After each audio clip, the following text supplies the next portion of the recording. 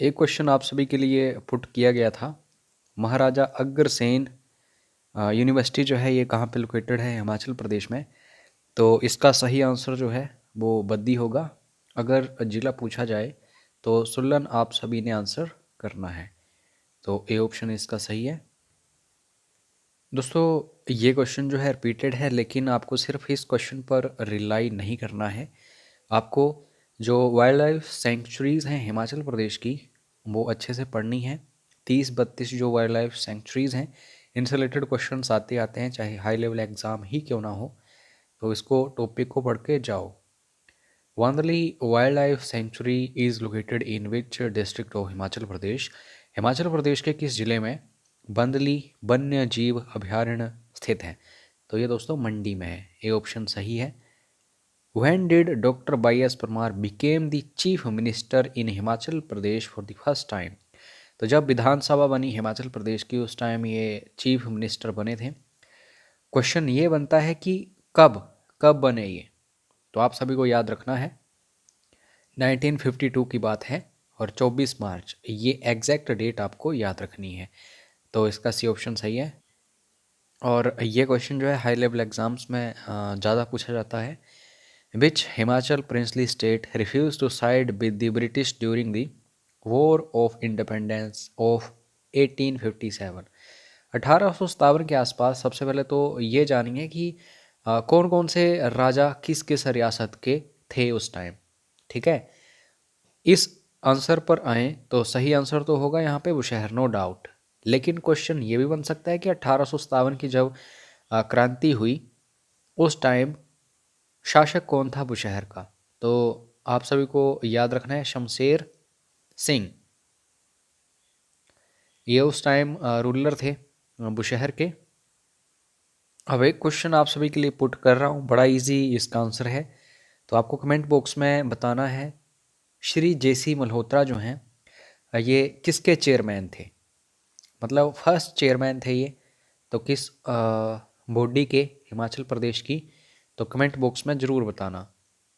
उसके बाद next question है total number of assembly constituencies in Kullu district of Himachal Pradesh. 68 total विधानसभा सीटें हैं हिमाचल में। तो आपको सबसे पहले तो ये पता होना चाहिए सबसे ज़्यादा कहाँ पे हैं और कहाँ पे कम है, कहाँ पे 4 हैं, कहाँ पे 5 हैं। ऐसे क्वेश्चंस बनते हैं। तो कुल्लू में कितनी है ये क्वेश्चन यहाँ पे हमें देखने को मिल रहा है। हाल ही में चुनाव हुए हैं तो आने वाले समय में भी हम एक्सपेक्ट कर सकते हैं कि ऐसे क्वेश्चंस बनेंगे। तो कुल्लू में दोस्तों 4 हैं। ठीक है, कमेंट करके बताइएगा कि कांगड़ा में कितनी है। कांगड़ा इसलिए पूछ रहा हूँ मैं क्योंकि सबसे ज़्यादा सीटें यहीं पे हैं। तो यहाँ से क्वेश्चन आ सकता है।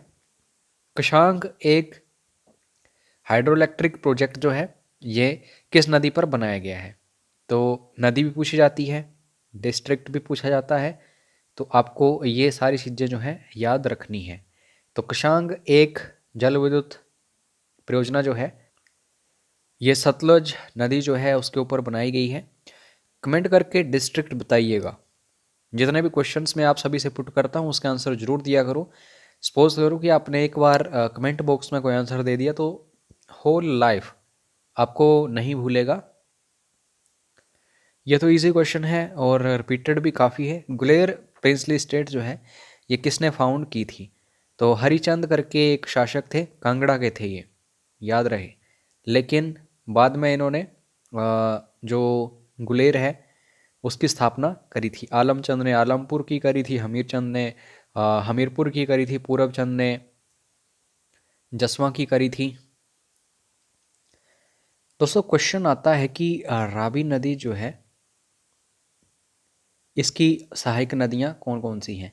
तो भादल हो गई, तांतगिरी हो गई, ये भी ऑप्शंस में होते हैं। तो ये उसके सही आंसर होते हैं क्योंकि भादल और तांतगिरी जो है ये एक नदी का निर्माण करती हैं, उसको हम रावी बोलते हैं। ठीक है, रावी नदी जो है।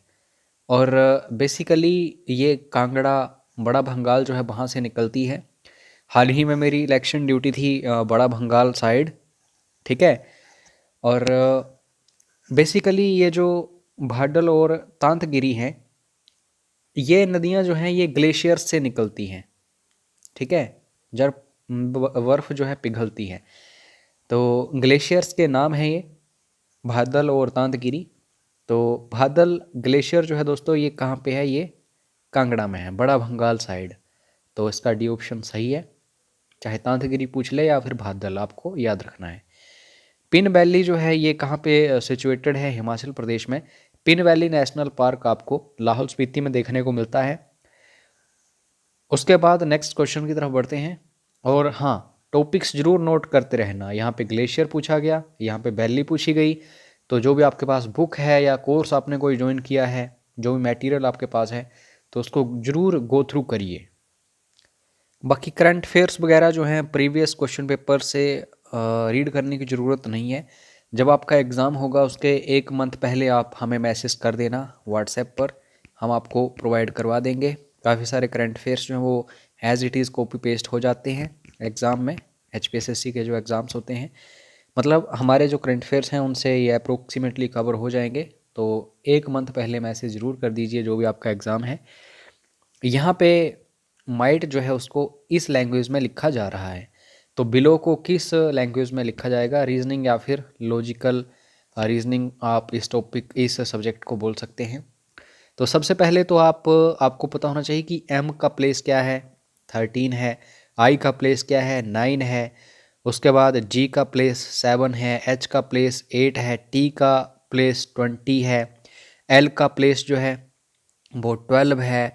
और H जो है इसका प्लेस 8 है, यानी कि -1 हो रहा है। तो बिलो का आप -1 करिए।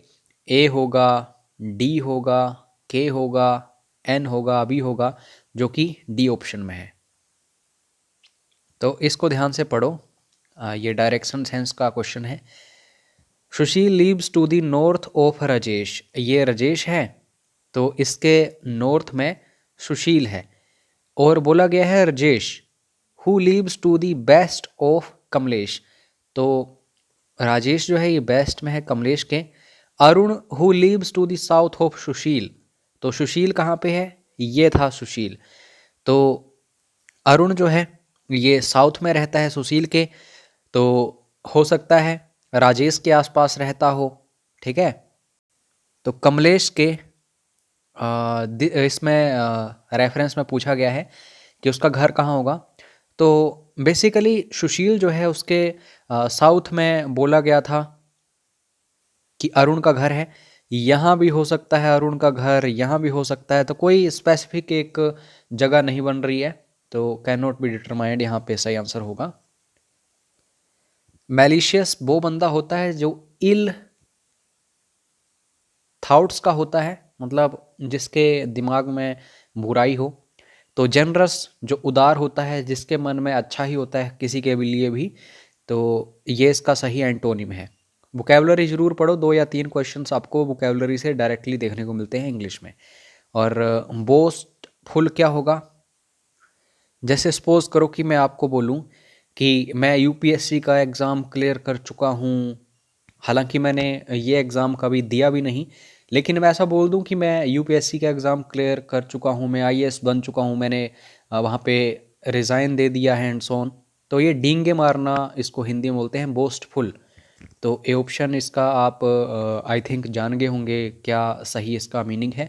इनडिफरेंट कौन होता है, जैसे सपोज करो कि आप जो इस वीडियो को देख रहे हैं, मैं आपका नाम तो नहीं जानता, लेकिन आप जो भी हैं इस वीडियो को देख रहे हैं, आपका एग्ज़ाम क्लियर हो रहा है तो भी आप वैसे ही हैं। अगर आपका एग्ज़ाम क्लियर नहीं हो रहा है तो भी आप वैसे ही हैं, जो आप अपना काम कर रहे हैं, स्टडी कर रहे हैं, उसको आराम से कर रहे हैं। क्योंकि कुछ स्टूडेंट्स ऐसे होते हैं जिनके एग्ज़ाम्स क्लियर हो जाते हैं, वो स्टडी को बिल्कुल छोड़ देते हैं, किताबें जो उनके पास हैं उनको कहीं फेंक देंगे, किसी को दे देंगे, मतलब दोबारा देखेंगे भी नहीं। लेकिन कुछ स्टूडेंट्स ऐसे भी होते हैं, जैसे मैं अभी गवर्नमेंट जॉब कर रहा हूँ, तो इसका मतलब ये नहीं कि मैंने स्टडी छोड़ दी है, मैं कंटिन्यूसली पढ़ता ही रहता हूँ। और अगर कोई एक स्टूडेंट है, अगर वो स्टडी कर रहा है, तो ऐसा नहीं कि वो एक्सरसाइज छोड़ देगा या फिर जो अपनी उसकी सोशल लाइफ है वो छोड़ देगा। इनडिफरेंट वही होता है, उदासीन व्यक्ति, जो मतलब जैसा है वैसा ही रहेगा चाहे कुछ भी हो जाए। काइंड और जनरस दोनों आपस में आप कह सकते हैं कि सिनोनिम है। उसके बाद है वन वर्ड सब्स्टिट्यूशन, ये भी एक वोकेबलरी ही आप इसको बोल सकते हैं। Normal abode of any animal और प्लांट, जहाँ पे वो रहते हैं तो उसको हैबिटेट बोलते हैं। बास स्थल या फिर बास स्थान उसको बोल सकते हैं। बाकी एनवायरनमेंट जो है इसको क्या बोलते हैं, इसको पर्यावरण बोलते हैं। सेटलमेंट बोलते हैं जहाँ पे कोई सेटल होता है, पुनर्वास। और नीश क्या होता है, इसको नीश बोलते हैं, नीचे नहीं बोलेंगे, नीश। आप कह सकते हैं जो शेल्फ वगैरह होती है आपके रूम में जहाँ पे कुछ रखा होता है, ताक अगर बोलेंगे हिंदी में तो आपको बेटर समझ आएगा, वो नीश होता है। और भी काफ़ी सारे मीनिंग्स निकलते हैं इंग्लिश में, आपको पता ही है, एक ही वर्ड के काफ़ी सारे मल्टीपल मीनिंग्स होते हैं, लेकिन ताक जो है एक स्पेसिफिक है। When I met her last year, past का टेंस है ये ध्यान देना। शी डैश फॉर 5 years, तो अगर ये पास्ट इंडेफिनिट टेंस है तो अगला जो है पास्ट परफेक्ट टेंस होगा, लेकिन कंटिन्यूटी भी इसमें नज़र आ रही है तो पास्ट परफेक्ट कंटिन्यूस टेंस हो जाएगा। शी डैश फॉर 5 years, जब मैं पिछले बरस उससे मेरी मुलाकात हुई, तो हैड तो यहाँ पे आएगा ही आएगा।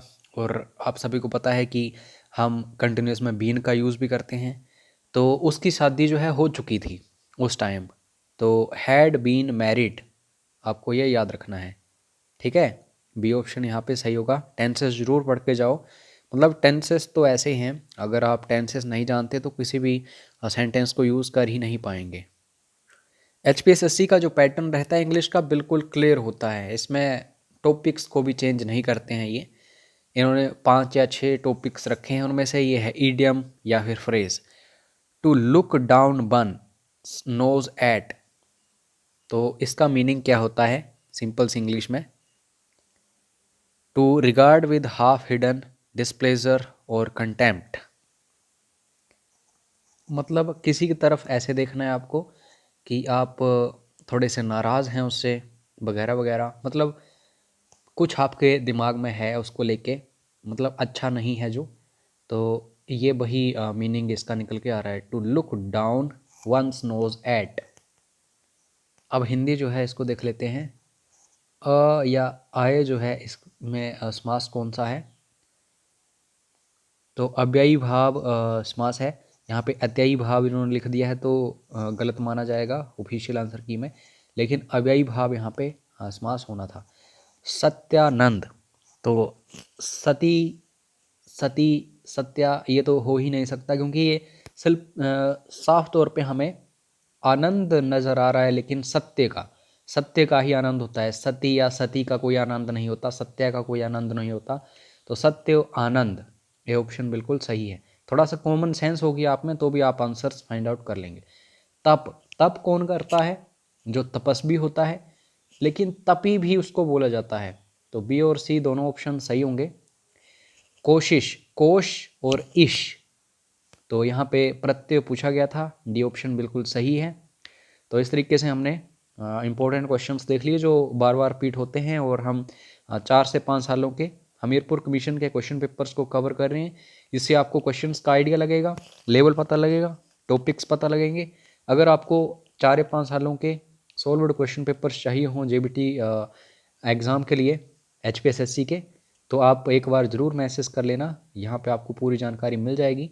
अपना नाम ज़रूर बताइए और किस एग्ज़ाम की तैयारी कर रहे हैं ये भी ज़रूर बताइए, हमारी टीम आपका रिप्लाई करेगी एज़ सून एज़ पॉसिबल। मिलते हैं नेक्स्ट वीडियो में। जय हिंद, जय हिमाचल।